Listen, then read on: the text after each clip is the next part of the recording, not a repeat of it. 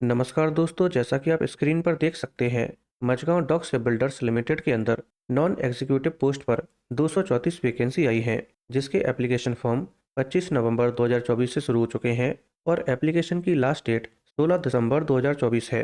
दोस्तों, Mazagon dock ship builders limited एक central government Navratna PSU company है, जो 1960 में नेशनलाइज की गई थी और ये मिनिस्ट्री ऑफ डिफेंस के अंदर आती है, जिसका मेन काम इंडियन नेवी के लिए वॉरशिप और सबमरीन बनाना है। आइए दोस्तों, आज डिटेल में जानते हैं कि इसके लिए आपकी क्वालिफिकेशन क्या मांगी गई है, एज क्या होनी चाहिए और इसका एग्जाम पैटर्न कैसा होता है। आइए दोस्तों, क्वालिफिकेशन की बात करते हैं। अगर आप चिपर ग्राइंडर के लिए अप्लाई करना चाहते हैं, तो आपने किसी भी ट्रेड में नेशनल अप्रेंटिसशिप सर्टिफिकेट कंप्लीट किया हो और शिप बिल्डिंग इंडस्ट्री में एज अ चिपर ग्राइंडर आपको 5 साल का एक्सपीरियंस हो, तो आप इसके लिए अप्लाई कर सकते हैं। अगर आप इलेक्ट्रिक क्रेन ऑपरेटर के लिए अप्लाई करना चाहते हैं, तो आपने इलेक्ट्रीशियन से नेशनल अप्रेंटिसशिप सर्टिफिकेट एग्जामिनेशन पास किया हो और साथ में आपको 5 साल का एक्सपीरियंस हो एज अ क्रेन ऑपरेटर, तो आप इलेक्ट्रिक क्रेन ऑपरेटर के लिए अप्लाई कर सकते हैं।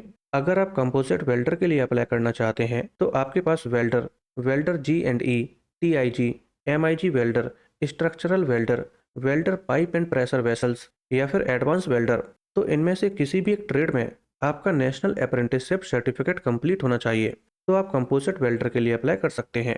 दोस्तों, इसमें कई सारे पदों पर वैकेंसी आई है, जैसा मैंने आपको ऑलरेडी बताया था।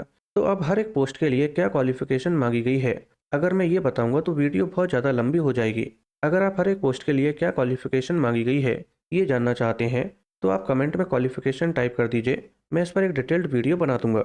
दोस्तों, इसके अलावा आपको कुछ बेसिक बातों का ध्यान रखना होगा, जैसे कि हिंदी ट्रांसलेटर की पोस्ट को छोड़कर बाकी किसी भी पोस्ट के लिए अगर आप अप्लाई कर रहे हैं, तो आपको किसी भी गवर्नमेंट पीएसयू में 5 साल का शिप बिल्डिंग एक्सपीरियंस तो होना ही चाहिए। इसके अलावा अगर आप शिप बिल्डिंग इंडस्ट्री में कॉन्ट्रैक्टर के रूप में काम कर रहे हैं या काम कर रहे थे, तो आप इनमें से किसी भी पोस्ट के लिए एलिजिबल नहीं हैं। आइए दोस्तों, अब एज की बात करते हैं। इसमें आपकी एज 1 जनवरी 2024 को 18 से 38 साल के बीच होनी चाहिए। इसके अलावा आपको एज में रिलैक्सेशन भी दिया जाता है, जैसे कि अगर आप ओबीसी कैटेगरी से बिलोंग करते हैं, तो आपको 3 साल एक्स्ट्रा दिए जाएंगे। अगर आप SC/ST कैटेगरी से बिलोंग करते हैं, तो आपको 5 साल एक्स्ट्रा दिए जाएंगे। अगर आप फिजिकली हैंडीकैप्ड कैटेगरी से बिलोंग करने के साथ जनरल कैटेगरी से बिलोंग करते हैं, तो आपको 10 साल एक्स्ट्रा दिए जाएंगे। अगर आप फिजिकली हैंडीकैप्ड कैटेगरी से बिलोंग करने के साथ ओबीसी कैटेगरी से हैं, तो आपको 13 साल एक्स्ट्रा दिए जाएंगे। और अगर आप फिजिकली हैंडीकैप्ड कैटेगरी से बिलोंग करने के साथ SC या ST कैटेगरी से हैं, तो आपको 15 साल एक्स्ट्रा दिए जाएंगे। ऐसे ही और भी कैटेगरीज में एज में रिलैक्सेशन दिया जाता है, आप देख सकते हैं।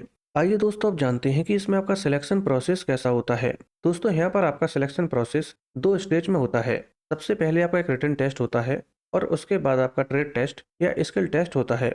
दोस्तों, इसके अंदर आपका 100 नंबर का एक रिटन टेस्ट होता है, जो MCQ फॉर्मेट में होता है, जिसमें से 60 नंबर रिटन टेस्ट के होते हैं और 40 नंबर आपके एक्सपीरियंस के होते हैं। और जो ट्रेड टेस्ट है या स्किल टेस्ट है, ये क्वालिफाइंग नेचर का होता है, यानी कि आपको बस इसे पास करना होता है, इसके मार्क्स वगैरह नहीं जोड़े जाते हैं और आपकी फाइनल मेरिट रिटन टेस्ट और एक्सपीरियंस को मिलाकर ही बनती है। दोस्तों, अगर आपको ये वीडियो पसंद आई हो तो वीडियो को लाइक करके चैनल को सब्सक्राइब कर लीजिए।